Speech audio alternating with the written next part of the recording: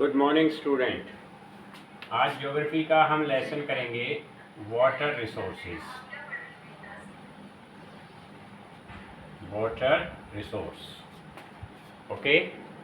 ये जो चैप्टर है ये water resource means water availability के बारे में है कि अर्थ का 3/4 पार्ट, लगभग 70% जो पार्ट है अर्थ का वो वाटर से कवर है। ठीक है, वाटर कवर्ड 70%। लेकिन जो पोर्टेबल वाटर है that is called drinking water, safe drinking water, वो यहाँ पे केवल 2% ही अवेलेबल है अर्थ के ऊपर, और उस 2% में भी 0.01% एक्सेसिबल है। तो बाकी जो वाटर है ड्रिंकिंग वाटर वो कहाँ पे है? वो या तो ग्लेशियर्स में है, ग्लेशियर्स, माउंटेन्स पर स्नोफॉल के रूप में, या पोलर रीजन्स पर है, ठीक है, या रिवर एरिया में अवेलेबल है जो कि एक्सेसिबल नहीं है। वर्ल्ड की एक एस्टिमेट है 2025 तक पूरे वर्ल्ड में लगभग 2 बिलियन पीपल जो हैं वो वाटर स्कैर्सिटी को फेस करेंगे।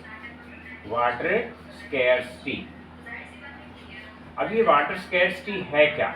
What is water scarcity? ठीक है, water scarcity means safe drinking जो वाटर है उसकी अवेलेबिलिटी ना होना ही वाटर स्कैर्सिटी है।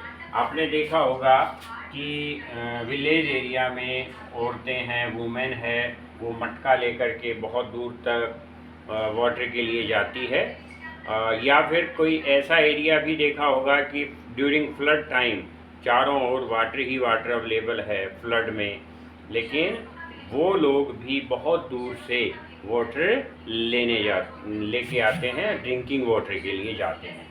तो इस टाइप की जो कंडीशन है वही वाटर स्कैर्सिटी कहलाती है कि जब लोगों को ड्रिंकिंग वाटर अवेलेबल ना हो, उस सिचुएशन को क्या कहा जाता है? वाटर स्कैर्सिटी का कहा जाता है।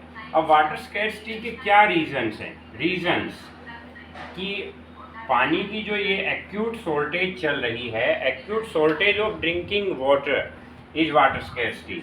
तो ये जो रीजंस हैं उसमें पहला जो आता है ओवर एक्सप्लॉयटेशन है। भाई वाटर का ओवर एक्सप्लॉयटेशन हो रहा है।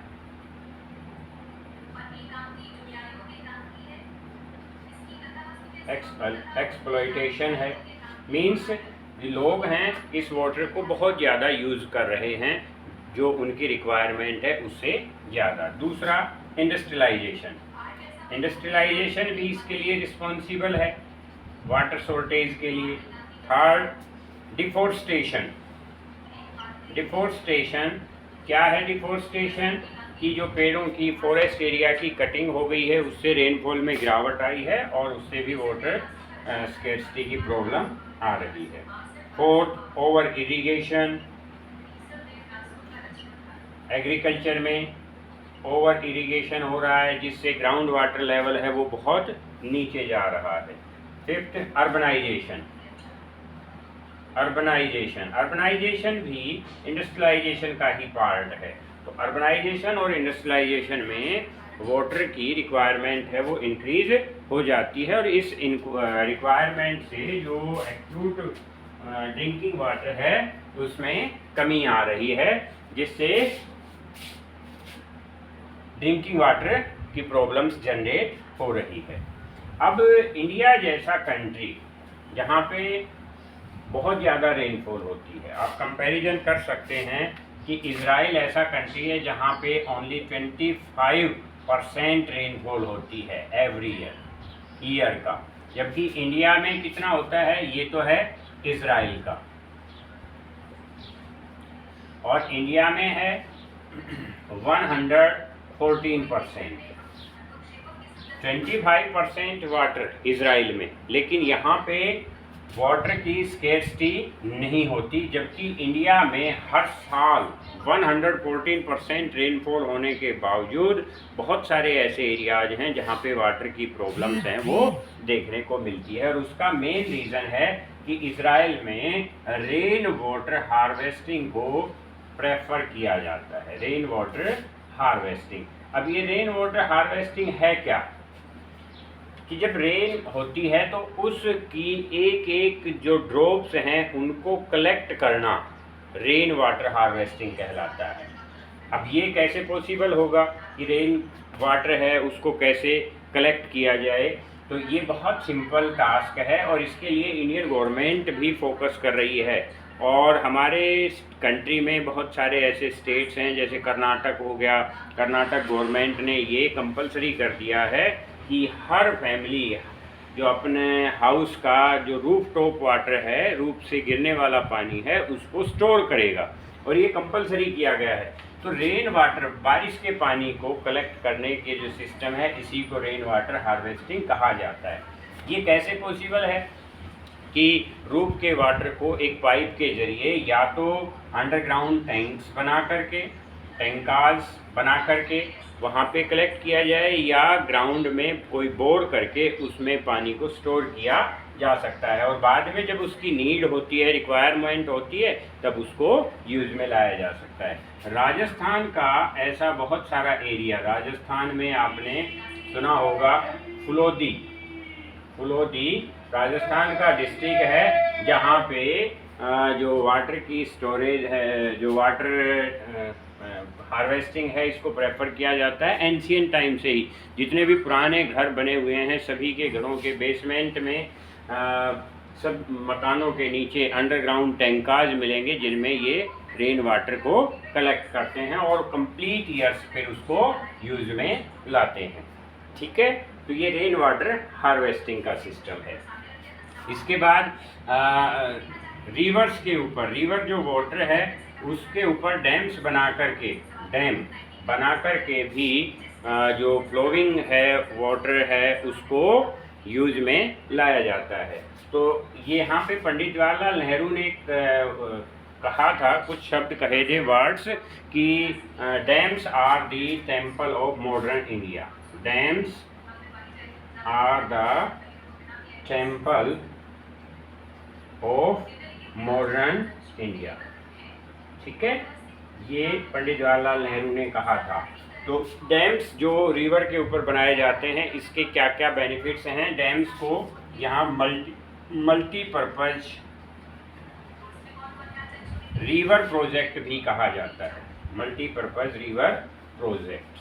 अब ये मल्टीपर्पज रिवर प्रोजेक्ट क्यों है? क्योंकि डैम्स बनाने से हमारे बहुत सारे काम हैं वो एक साथ पूरे हो सकते हैं। Means dams are very important or beneficial to human beings, so they are called multi-purpose river projects। कैसे? फर्स्ट, डैम्स हैं वो फ्लड को कंट्रोल करते हैं भाई, फ्लड कंट्रोल करते हैं। रिवर्स में जब फ्लड आती है तो डैम्स को बना करके फ्लड कंट्रोल किया जाता है। सेकंड, जब ड्रोट टाइम होता है, ड्रोट भी हो जाता है कई बार, तो ड्यूरिंग ड्रोट पीरियड डैम्स का जो वाटर है वो यूज़ किया जाता है सेवरल पर्पजेज में। किस किस में? इरिगेशन में यूज़ करते हैं भाई, इरिगेशन, ड्रिंकिंग वाटर के लिए सप्लाई किया जाता है, ड्रिंकिंग वाटर।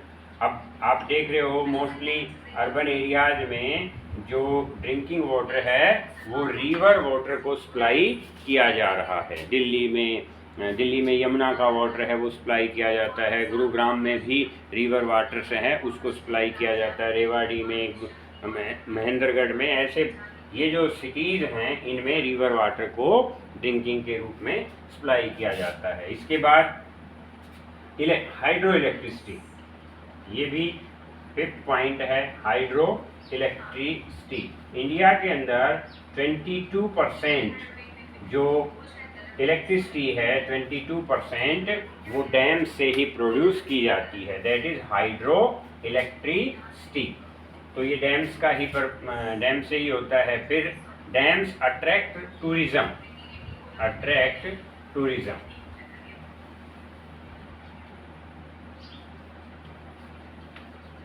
डैम्स हैं वो टूरिज्म को भी अट्रैक्ट करते हैं।